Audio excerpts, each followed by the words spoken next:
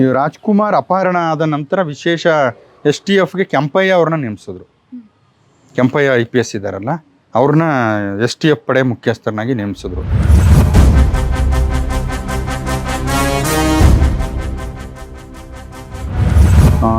ಅವ್ರು ಕೆಲಸ ಮಾಡಿದ್ರು.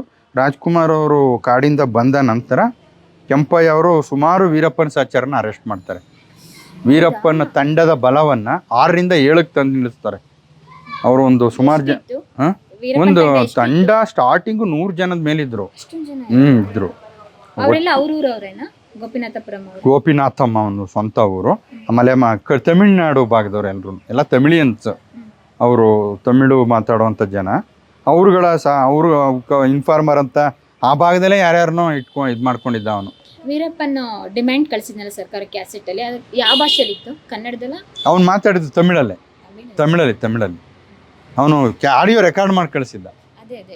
ಆಮೇಲೆ ಅಲ್ಲಿ ಕಾಡಲ್ಲಿರ್ಬೇಕಾದ್ರೂ ಕೂಡ ಕ್ಯಾಸೆಟ್ ಬರ್ತಾ ಇತ್ತು.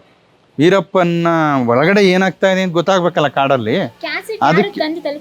ಅದಕ್ಕೇನೆ ಒಳಗಡೆ ವೀರಪ್ಪನ್ ಏನ್ ಮಾಡಿದಾನೆ, ರಾಜ್ಕುಮಾರ್ ಅವ್ರಿಗೆ ಏನ್ ಮಾಡ್ತಿದ್ದಾನೆ ಅನ್ನೋ ವಿಷಯ ಗೊತ್ತಾಗ್ಬೇಕಾಗಿತ್ತಲ್ಲ. ಅದಕ್ಕೆ ಒಬ್ರು ಸಂಧಾನಕಾರರು ಬೇಕಲ್ಲ. ಸಂಧಾನಕಾರನಾಗಿ ನಕ್ಕೀರನ್ ಗೋಪಾಲ್ನ ನೇಮಿಸ್ತಾರೆ. ಗೌರ್ಮೆಂಟ್ ಇಂದ ಕಳಿಸ್ಕೊಡ್ತಾರೆ ನಕ್ಕೀರನ್ ಗೋಪಾಲ್ನ. ನಕ್ಕೀರನ್ ಗೋಪಾಲ್ ಅವ್ರ ತಂಡದವರು ಅಲ್ಲಿ ಹೋಗಿ ರಾಜ್ಕುಮಾರ್ನ ಮಾತಾಡಿಸಿ ರೆಕಾರ್ಡ್ ಮಾಡಿ ವಿಡಿಯೋ ಬಿಡ್ತಾರೆ. ಅದೇ ಮೊದಲನೇ ವಿಡಿಯೋ. ಅಂದರೆ ರಾಜ್ಕುಮಾರ್ ಒಳಗಡೆ ಹೇಗಿದ್ದಾರೆ ಅಂತ ಗೊತ್ತಾಗಿದ್ದೆ ಆವಾಗ. ಆಗ ನಕ್ಕೀರನ್ ಗೋಪಾಲ್ ವಿಡಿಯೋ ಮತ್ತು ಫೋಟೋಸ್ನ ಬಂದು ಅಲ್ಲಿ ರಾಜ್ಕುಮಾರ್ನ ಮಾತಾಡಿಸಿ ಅವೆಲ್ಲ. ಆಗ ಗೋಪಾಲ್ ಹೋಗಿ ಬಂದ ಮೇಲೆ ಅವನ ಬೇಡಿಕೆಗಳನ್ನ ತಗೊಬಂದು ಗೋಪಾಲ್ ಕೊಡ್ತಾ ಇದ್ರು. ಫಸ್ಟ್ ವಿಡಿಯೋದಲ್ಲಿ ರಾಜ್ಕುಮಾರ್ ಏನೆಲ್ಲ ಮಾತಾಡಿದ್ರು ನಿಮಗೆ ನೆನಪಿರೋ ಹಾಗೆ? ಮೇಡಮ್ ನನಗೆ ಸ್ವಲ್ಪ ಕಪ್ಪಾಗಿತ್ತು ಅವ್ರ ಮುಖ. ಬಿಸಿಲು. ವೀರಪ್ಪನ್ನು ಪೊಲೀಸ್ನವ್ರು ಬಂದು ಹಿಡಿದು ಬಿಡ್ತಾರೆ ಅಂತೇಳಿ ಅವನ ಅಡಗುದಾಣವನ್ನು ಬದಲಿಸ್ತಾನೆ ಇದ್ದ. ಪ್ರತಿದಿನ ಅವನು ಇವತ್ತು ಈ ಜಾಗದಲ್ಲಿದ್ದರೆ ನಾಳೆಗೆ ಆ ಜಾಗದಲ್ಲಿ ಇರ್ತಿರ್ಲಿಲ್ಲ. ಅಲ್ಲಿಂದ ಒಂದು 25-30 ಕಿಲೋಮೀಟರ್ ನಡ್ಕೊಂಡು ಇನ್ನೊಂದು ಕಡೆ ಟೆಂಟ್ ಆಗ್ತಿದ್ದ. ಅಷ್ಟು ಕಿಲೋಮೀಟರ್ ಕಾಡಲ್ಲಿ ನಡ್ಕೊಂಡು ಹೋಗ್ಬೇಕು. ಅಷ್ಟು ಶಕ್ತಿ. ರಾಜ್ಕುಮಾರ್ ಅವನು ನಡೆಸಿದ್ದಾನೆ. ಅವ್ರ ಮಂಡಿ ನೋವು ಜಾಸ್ತಿ ಆಗಿದ್ದೆ ಅದರಿಂದ. ರಾಜ್ಕುಮಾರ್ ಅವರು ವೀರಪ್ಪನಿಂದ ಕಿಡ್ನಾಪ್ ಆಗದೆ ಹೋಗಿದ್ರೆ ಅವರು ಇನ್ನೂ ಬಹಳಷ್ಟು ವರ್ಷ ಬದುಕಿರ್ತಾ ಇದ್ರು. ಮಂಡಿ ನೋವು ಜಾಸ್ತಿ ಆಯ್ತು. ಅವರು ಕಾಡಲ್ಲಿ ತುಂಬಾ ನಡೆಸ್ಬಿಟ್ಟ ರಾಜ್ಕುಮಾರ್ ಅವ್ರನ್ನ. ಆಮೇಲೆ ಇದೇ ರೀತಿ ಮಳೆಗಾಲದ ದಿನಗಳು, ತುಂಬ ಮಳೆ. ಒಂದು ಟೆಂಟಲ್ಲಿ ರಾಜ್ಕುಮಾರ್ ಅದು ಹೇಗಿರ್ತಿದ್ರು ಅಂತ ಆಶ್ಚರ್ಯ ಆಗುತ್ತೆ. ಭಾರಿ ಮಳೆ. ರಾಜ್ಕುಮಾರ್ ಕಿಡ್ನಾಪ್ ಆದ ನಂತರ ಸುಮಾರು 1 ತಿಂಗಳು ಭರ್ಜರಿ ಮಳೆ ಆ ಪ್ರದೇಶದಲ್ಲಿ. ಇದರಲ್ಲಿ ಹೇಗಿರ್ತಿದ್ರು ಆ ಮಳೆಯಲ್ಲಿ ಅವರು ಅಂತ ತುಂಬ ಬೇಜಾರಾಗ್ತಾ ಇತ್ತು. ಹಾಗಾಗಿ ಅವನು ಆ ಸಂಧಾನಕಾರರ ಮುಖಾಂತರ ಕ್ಯಾಸೆಟ್ ಎಲ್ಲ ಕಳಿಸಿ ಆ ನಂತರ ಗೋಪಾಲಿಂದನೂ ಅದನ್ನು ಬಗೆಹರಿಸೋಕ್ಕಾಗ್ದೇನೆ ನೆಡುಮಾರನ್ ಅಂತ ಒಬ್ಬರು ತಮಿಳು ಹೋರಾಟಗಾರರು ಬರ್ತಾರೆ. ನೆಡುಮಾರರನ್ನು ಹೋಗಿ ಸಂಧಾನ ನಡೆಸಿ ಕೊನೆಗೆ ವೀರಪ್ಪನ್ನು ಅದೇನು ಸಂಧಾನ ನಡೀತು ಗೊತ್ತಿಲ್ಲ. ಅದೆಲ್ಲ ಆದಮೇಲೆ ರಾಜ್ಕುಮಾರ್ ಅವ್ರನ್ನ ಬಿಡ್ತಾನೆ. ಅವನು ಹೇಗೆ ಬಿಡ್ತಾನೆ? ಎಲ್ಲಿಗೆ ತಗೊಬಂದ್ಬಿಡ್ತಾನೆ? ಅವತ್ತು ತಮಿಳುನಾಡಿನ ಅದೇ ಪ್ರದೇಶದಲ್ಲಿ ಒಂದು ಎಸ್ಟೇಟ್ ಇದೆ. ಅಲ್ಲಿ ಆ ಎಸ್ಟೇಟ್ ಒಬ್ಬರು ತಮಿಳು ಅವರು ಸೇರಿದಂಥ ಎಸ್ಟೇಟು. ಆ ಎಸ್ಟೇಟಲ್ಲಿ ಅವ್ರನ್ನ ರಾಜ್ಕುಮಾರ್ ಅವ್ರನ್ನ ಬಿಟ್ಟು ರಾಜ್ಕುಮಾರ್ಗೆ, ನೆಡುಮಾರನ್ಗೆ ಎಲ್ಲರಿಗೂ, ನೆಡುಮಾರನ್ ಹೋಗಿರ್ತಾರೆ, ಎಲ್ಲರಿಗೂ ಶಾಲು ಹಾಕಿ ಅವ್ರನ್ನ ಬಿಟ್ಟು ನೀವು ಈಗ ಹೋಗಿ ಅಂತೇಳಿ ಬಿಡ್ತಾನೆ. ಅದಾದ ನಂತರ ರಾಜ್ಕುಮಾರ್ ಅವರು ಅಲ್ಲಿಂದ ಕಾರಲ್ಲಿ ಬಂದು ಬೆಂಗಳೂರಲ್ಲಿ ಜಕ್ಕೂರು ವಿಮಾನ ನಿಲ್ದಾಣ ಅನ್ಕೋತೀನಿ, ನನ್ನ ನೆನಪು ಚೆನ್ನಾಗಿದ್ರೆ, ಅಲ್ಲಿ ಬಂದು ಇಳಿತಾರೆ ರಾಜ್ಕುಮಾರ್. ನವೆಂಬರ್ 15, ಜುಲೈ 30ಕ್ಕೆ ಕಿಡ್ನ್ಯಾಪ್ ಮಾಡ್ತಾನೆ. ಅದೇ ವರ್ಷದ ನವೆಂಬರ್ 15ನೇ ತಾರೀಕು ರಿಲೀಸ್ ಮಾಡ್ತಾನೆ. ಅವರು ಆ ಎಸ್ಟೇಟಲ್ಲಿ ಇದ್ರಲ್ಲ, ಅವ್ರ ಕಾರಲ್ಲಿ ಬಂದು ಅಲ್ಲಿಂದ ಸ್ವಲ್ಪ ದೂರದಲ್ಲಿ ಹೆಲಿಕಾಪ್ಟ್ರಲ್ಲಿ ಬರ್ತಾರೆ ರಾಜ್ಕುಮಾರ್. ಜಕ್ಕೂರು ಇದಕ್ಕೆ ಹೆಲಿಕಾಪ್ಟ್ರಿಂದ ಇಳಿದ ತಕ್ಷಣ ರಾಜ್ಕುಮಾರ್ ಅವರು ನೆಲಕ್ಕೆ ನಮಸ್ಕಾರ ಮಾಡ್ತಾರೆ. ಬಗ್ಗಿ ನಮಸ್ಕಾರ ಮಾಡಿ ಅವತ್ತು ಬಿಡುಗಡೆ ಆಗುತ್ತೆ, ನವೆಂಬರ್ 15ನೇ ತಾರೀಕು. ನೀವು ಹೋಗಿದ್ರಾ ಜಕ್ಕೂರ್ಗೆ? ಇಲ್ಲ ಮೇಡಮ್, ಯಾಕೆಂದರೆ ಬೆಂಗಳೂರು. ಯಾಕೆಂತಂದರೆ ಚಾಮರಾಜನಗರ ವ್ಯಾಪ್ತಿ ಆದರೆ ನಾವು ಮಾಡ್ತಿದ್ವಿ. ಅವ್ನು ಬೆಂಗಳೂರಲ್ಲೇ ಬಿಡುಗಡೆ ಆದ್ದರಿಂದ ಬೆಂಗಳೂರು ಸುದ್ದಿ ಬೆಂಗಳೂರವರು ಇದು ಮಾಡ್ತಾಯಿದ್ರು. ಹಾಗಾಗಿ ಇದಾಗಲಿಲ್ಲ. ಆಮೇಲೆ ರಾಜ್ಕುಮಾರ್ ಕಿಡ್ನಾಪ್ ಆದ ಟೈಮಲ್ಲಿ ಮಧ್ಯೆ ಒಂದು ಘಟನೆ ನಡೆಯುತ್ತೆ. ಏನಂತ ಹೇಳಿದ್ರೆ ನಾಗಪ್ಪ ಮಾರಡಗಿ ಪ್ರಕರಣ ಅಂತಲೇ ಹೆಸರು. ಅದು ನಾಗಪ್ಪ ಮಾರಡಗಿ ಅಂತಂತ ಅವರಲ್ಲ ನಾಗಪ್ಪ ಮಾರಡಗಿ ಅಂತ ಚಲನಚಿತ್ರಗಳಲ್ಲಿ ರಾಜ್ಕುಮಾರ್ ಫಿಲಮ್ಗಳಿಗೆ ಸಹಾಯಕ ನಿರ್ದೇಶಕರಾಗಿ ವರ್ಕ್ ಮಾಡ್ತಾಯಿದ್ರು. ಅವರು ವೀರಪ್ಪನ್ ತಂಡದ ರಾಜ್ಕುಮಾರ್ ಜೊತೆ ಇದ್ರಲ್ಲ, ಒಂದು ದಿವಸ ಮಧ್ಯೆ ಒಂದು ಅಮಾವಾಸ್ಯೆ ಬರುತ್ತೆ. ಅಮಾವಾಸ್ಯೆ ದಿವಸ ವೀರಪ್ಪನ ಜೊತೆಯಲ್ಲಿದ್ದವರೆಲ್ಲರೂ ಯಾವುದೋ ಅಮಾವಾಸ್ಯೆ ಪೂಜೆ ಮಾಡ್ಸೋಕ್ಕೆ ಅಂತ ಕಾಡಲ್ಲೇ ಯಾವುದೋ ದೇವಸ್ಥಾನಕ್ಕೋ ಎಲ್ಗೋ ಹೋಗ್ತಾರೆ. ವೀರಪ್ಪನ್ನು ರಾಜ್ಕುಮಾರು, ನಾಗಪ್ಪ ಮಾರಡಗಿ, ನಾಗೇಶು ಮತ್ತು ಇವರು ಗೋವಿಂದರಾಜು ಇಷ್ಟು ಜನ ಇರ್ತಾರೆ.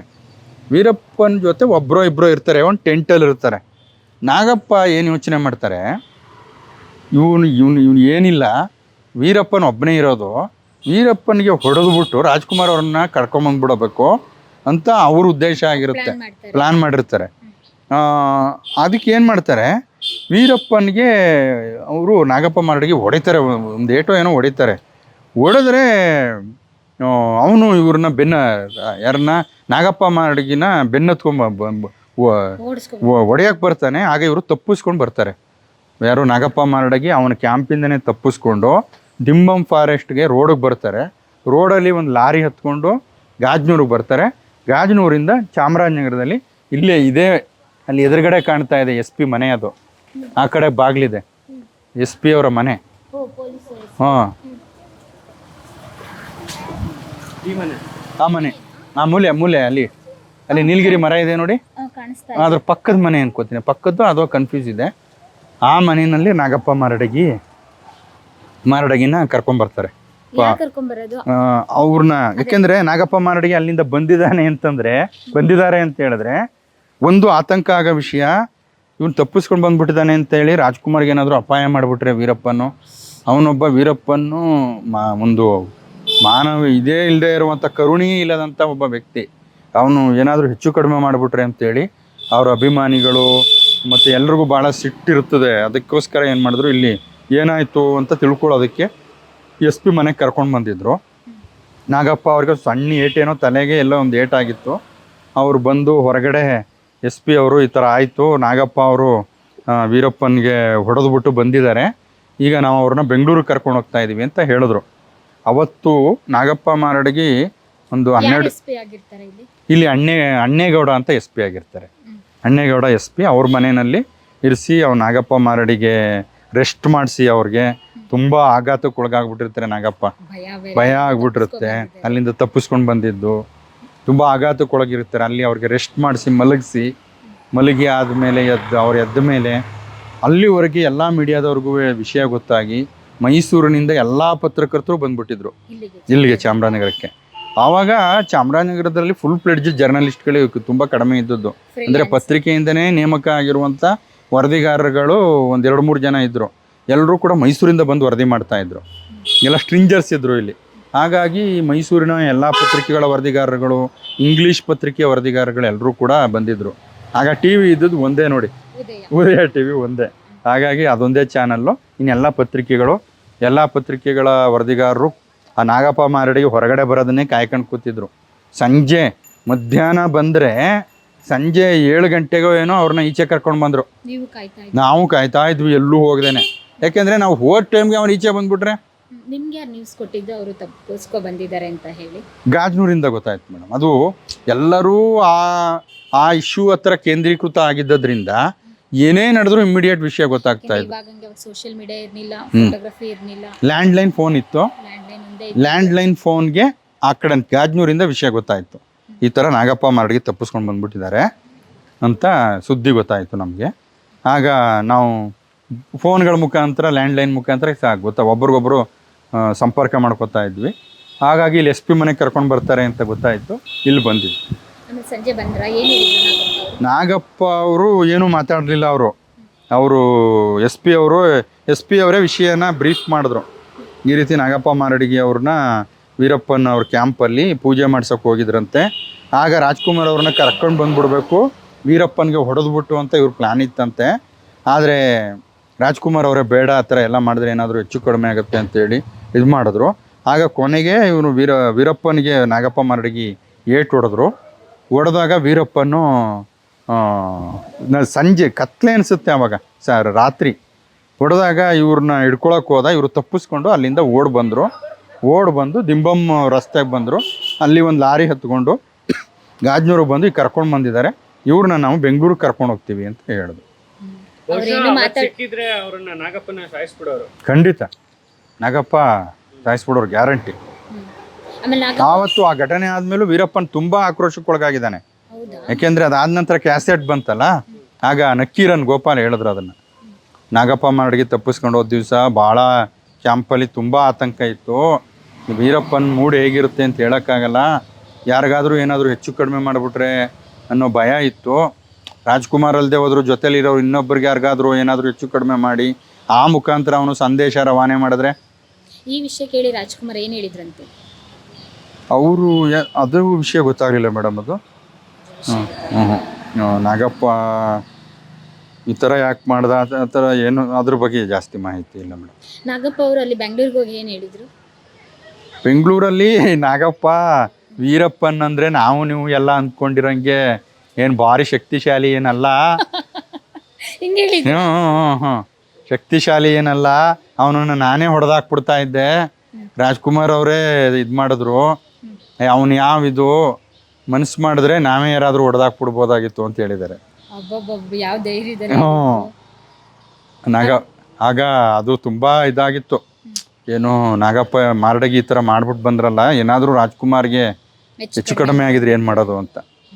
ಮತ್ತೇನು ಹೋಗಿಲ್ಲ ಅವರು, ಮತ್ತೆ ಕಾಡಿಗಿನ್ ಕಳ್ಸೋದಾಗ್ಲಿ ಅದೇನು ಮಾಡ್ಲಿಲ್ಲ. ಯಾರು ಅಸಾಹಸ ಕೈ ಹಾಕಿಲ್ಲ, ರಾಜ್ಕುಮಾರ್ಗೆ ಏನಾದ್ರು ಮಾಡ್ಬಿಡ್ತಾರೆ. ಹೌದೌದು. ಹೋಗು ನೀನ್ ಮತ್ತೆ ಕಾಡಿಗೆ ಅಂತ ಏನು ಕಳ್ಸಿ. ಇಡೀ ಎರಡೂ ಸರ್ಕಾರಗಳು ರಾಜ್ಕುಮಾರ್ ಅವರು ಬಂದರೆ ಸಾಕು ಅಂತೇಳಿ ಚೆಕ್ ಪೋಸ್ಟ್ ತೆಗೆದಾಕಿತ್ತು. STF ಫೋರ್ಸ್ನ ಕಾಡಿಂದ ವಾಪಸ್ ತಗೊಂಡ್ಬಿಟ್ಟಿತ್ತು. ಏನು ಹುಡುಕ್ಬೇಡಿ, ಏನು ಮಾಡಬೇಡಿ ಅಂತ. ಹೌದು, ರಾಜ್ಕುಮಾರ್ನ ಸುರಕ್ಷಿತವಾಗಿ ಬಿಡ್ಲಿ, ರಾಜ್ಕುಮಾರ್ ಸುರಕ್ಷಿತವಾಗಿ ಬಂದರೆ ಸಾಕು. ಅವತ್ತು ಜನ ಅಯ್ಯೋ ಎಷ್ಟು ದೇವಸ್ಥಾನಗಳಲ್ಲಿ ಪೂಜೆ, ಎಷ್ಟು ಎಲ್ಲರೂ ರಾಜ್ಕುಮಾರ್ ಸುರಕ್ಷಿತವಾಗಿ ಬರಲಿ. ರಾಜ್ಕುಮಾರ್ ತಿಂಗಳಾನುಗಟ್ಟಲೆ ಚಲನಚಿತ್ರ ಚಟುವಟಿಕೆಗಳೇ ನಡೀಲಿಲ್ಲ, ಸಿನಿಮಾ ರಿಲೀಸ್ ಆಗಲಿಲ್ಲ, ಸಿನಿಮಾ ಶೂಟಿಂಗ್ ನಡೀಲಿಲ್ಲ. ಆಮೇಲೆ ಎಷ್ಟೋ 3 ತಿಂಗಳು ಮೇಡಮ್, ಏನು ಹುಡುಗಾಟನ 3 ತಿಂಗಳು. ಇಲ್ಲಿ ಚಾಮರಾಜನಗರದಲ್ಲಿ ಹೇಗಿತ್ತು ವಾತಾವರಣ? ಅಂದ್ರೆ ಇಲ್ಲಿಂದಲೇ ಅಲ್ವಾ ಗಾಜನೂರು ಮೊದಲನೇ ದಿನ ಬಂದಾಯ್ತು ಮೇಡಮ್. ರಾಜ್ಕುಮಾರ್ ಕಿಡ್ನಾಪ್ ಆದ ದಿವಸ ಚಾಮರಾಜನಗರ ಸ್ವಯಂ ಪ್ರೇರಿತವಾಗಿ ಬಂದಾಯಿತು. ಅಂಗಡಿ ಮುಂಗಟ್ಟುಗಳೆಲ್ಲ ಮುಚ್ಚಿಬಿಟ್ಟಿದ್ವು ಒಂದು ದಿನ. ನಂತರ ಒಂದು 4-5 ದಿವಸ ಒಂಥರ ನೀರವ ವಾತಾವರಣ ಇತ್ತು. ಎಲ್ಲರೂ ಕೂಡ ಸಂಜೆ ಬರುವಂಥ ಉದಯ TV ನ್ಯೂಸ್ಗೋಸ್ಕರ ಕಾಯೋರು, ಏನಾಯಿತು ಅಂತ. ಮಾರನೇ ದಿನ ಬರೋ ಪತ್ರಿಕೆಗಳನ್ನು ಕಾಯ್ತಾ ಇದ್ರು, ಒಳಗಡೆ ಏನು ನಡೀತು ಅಂತ. ಪೊಲೀಸ್ ಅವ್ರು ಏನು ಹೇಳ್ತಾ ಇದ್ರು? ಫಾರೆಸ್ಟ್ ಡಿಪಾರ್ಟ್ಮೆಂಟ್ ಆಗಿರ್ಬೋದು, ಪೊಲೀಸ್ ಆಫೀಸರ್ ಏನಿಲ್ಲ, ಎಲ್ಲ ಫೋರ್ಸ್ ವಾಪಸ್ ತಗೊಂಡ್ಬಿಟ್ಟಿದ್ರಲ್ಲ ಅವಾಗ. ಕಾರ್ಯಾಚರಣೆ ಮಾಡುವಂಗಿಲ್ಲ ಪೊಲೀಸ್ನವರು. ಯಾಕೆಂದರೆ ಪೊಲೀಸ್ನವರು ಇದ್ದಾರೆ ಅಂತ ಗೊತ್ತಾಗ್ಬಿಟ್ರೆ ವೀರಪ್ಪನ್ ರಾಜ್ಕುಮಾರ್ ಅವ್ರಿಗೇನಾದರೂ ತೊಂದರೆ ಮಾಡಿಬಿಡ್ತಾನೆ ಅಂತೇಳಿ ಪೊಲೀಸ್ ಫೋರ್ಸು ಯಾರೂ ಏನೂ ಕೂಡ ಮಾಡಲಿಲ್ಲ. ರಾಜ್ಕುಮಾರ್ ಅವ್ರಿಗೆ ಆವಾಗ ಇತಿಹಾಸದಲ್ಲಿ ನಡೆದಿಲ್ಲದೆ ಇರೋ ಥರದ್ದೆಲ್ಲ ಆಯಿತು. ಆಕಾಶವಾಣಿನಲ್ಲಿ ವೀರಪ್ಪನಿಗೆ ಸಂದೇಶ ಕೊಡೋರು. ಪಾರ್ವತಮ್ಮ ಮಾತಾಡಿದ್ದಾರೆ ಆಕಾಶವಾಣಿನಲ್ಲಿ, ವೀರಪ್ಪನ್ ನೀನು ಏನೂ ಮಾಡಬೇಡ, ರಾಜ್ಕುಮಾರ್ ಅವ್ರಿಗೆ ನನ್ನ ಗಂಡನ್ನ ಇದು ಮಾಡಿಕೊಡು ನೀನು. ಮತ್ತು ರಾಜ್ಕುಮಾರ್ ಜೊತೆ ಪಾರ್ವತಮ್ಮವರು ಆಕಾಶವಾಣಿಯಲ್ಲಿ ಮಾತಾಡಿರೋದು, ರೀ ನಿಮ್ಮ ಆರೋಗ್ಯ ಚೆನ್ನಾಗಿ ನೋಡ್ಕೊಳ್ಳಿ, ಗೋಪಾಲ್ ಜೊತೆ ಮಾತ್ರೆ ಎಲ್ಲ ಕೊಟ್ಟು ಕಳಿಸಿದ್ದೀವಿ, ಆ ಮಾತ್ರೆಗಳನ್ನೆಲ್ಲ ಕರೆಕ್ಟಾಗಿ ತಗೊಳ್ಳಿ, ನೀವು ಟೈಮ್ಗೆ ಮಾತ್ರೆ ತಗೊಳ್ಳಿ, ಆ ಮಾತ್ರೆ ಬೆಳಗ್ಗೆ ಎಲ್ಲ ಬರೆದಿದ್ದೀವಿ ಯಾವ ಟೈಮಲ್ಲಿ ತಗೋಬೇಕು ಅಂತೆಲ್ಲ ಮಾತಾಡಿದ್ರು ಆಕಾಶವಾಣಿನಲ್ಲಿ.